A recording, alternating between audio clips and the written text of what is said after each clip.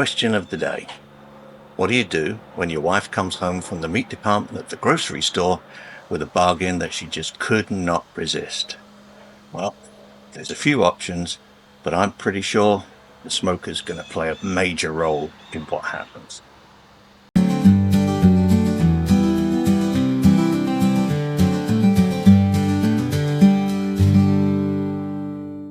And here is that fantastic bargain, an enormous whole pig leg.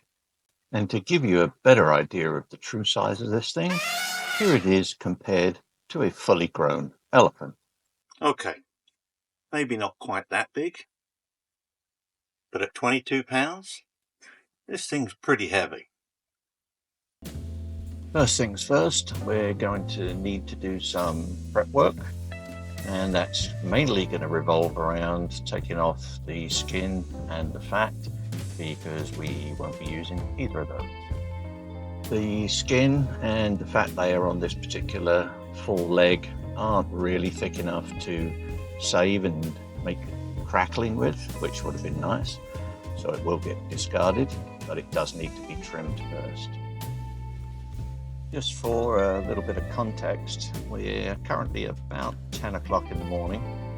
This is going to be cooking for, I'm estimating, anywhere between 9 and 11 hours, but we're not cooking it to eat today.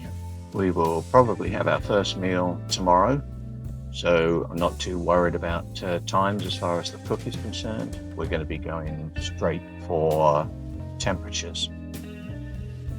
So once we've done the trimming, taking the skin and the fat off, we're just going to hit it with a nice homemade rub. This is a rub that we use for a lot of our smoking jobs, mainly pork and chicken. We do use something different for brisket, but this is a great all-purpose rub if you want to use it for something like this, or perhaps ribs. If you'd like to give this rub a try, you can find the recipe for it down in the description box. A couple of little spots just need touching up, and then we're done with the rub.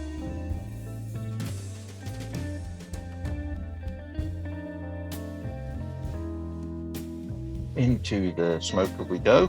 We're cooking at 260 degrees for this particular cook, and we're going to be leaving that temperature set for the entire time. We are now about 2 hours into the cook. I'm going to take a look, see that the bark is starting to form nicely, and at this point we're going to give the pork leg a spritz. The spritz I'm using is just straight apple juice. Don't really need anything more complicated than that, and we'll repeat the process probably every 2 hours. As I mentioned before, we're not worrying about time as far as this cooking is concerned. We're going to temperature, so we're pulling the pork leg off when it hits 165 degrees, which, in case you're interested, was about 7 hours. Before the foil goes on for the last stage of the cook, we're adding a couple of things to the pan, a little bit of maple syrup and the rest of the apple juice that we were using for our spritz. Now it's just a matter of getting the foil over the top of the pan and sealing it down to the edges as best you can. You're never going to get a tight seal here, and that's not really a problem. You just want to keep as much of the heat and moisture in as we can. Once the wrapping is all done, now we're just going to put the pan back on the smoker to complete the last stage of the cooking. And again, we're not worried about how long this is going to take. We're going strictly for temperature, and we want to get this up to an internal temperature of anywhere between 202 and 204 degrees. At that point, we're pretty much done cooking. And this is how we look when we've reached that target temperature. Total time, for again, anybody that's interested, was about 10 hours of cooking time and about 45 minutes resting time. As you can probably tell, we've now come inside for the final stage of this cook, and that's to get all that lovely pulled pork off of those bones. I'm going to do a nice fast forward through this stage because it's not super interesting to watch. but we will be able to see the final result once we've got all of the pork separated from the bones and stacked into our pans.